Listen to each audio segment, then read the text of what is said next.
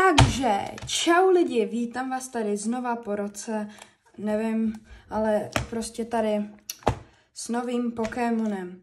Není to tentokrát opening, ale ukázání Alp,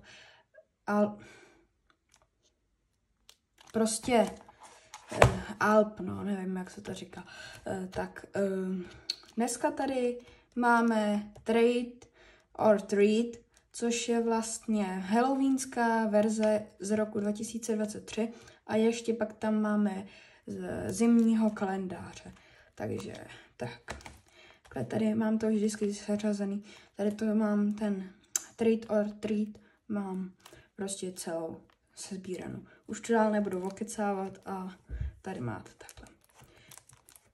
Takže Basic Energy, Pchump, Dravenet, Demons, pak tady máme takovýhle. Mně se tady u těchto líbí prostě, jak jsou prostě z jiný edice a ještě jak tady vždycky to.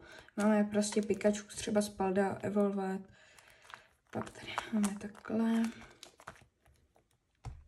Takovýhle krásný. Je tady dokonce Mimikyu a Gastly. Mimikyu a Pikachu jsou vlastně dva hlavní Pokémoni. Tohle, kdybyste to nechápali.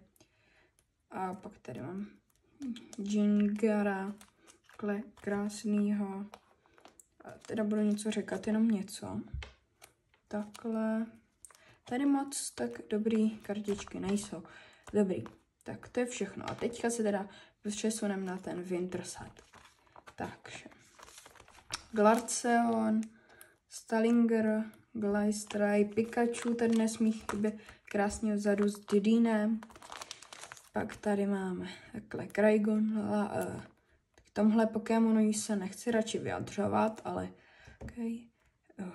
Elon, Vulpox, Glaceon VMAX a pak tady máme prostě tyhle dva nádherné žetonky. Snoma a tady nechápu to. A tady krásně Vulpix.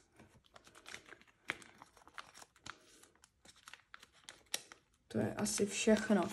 Takže čus!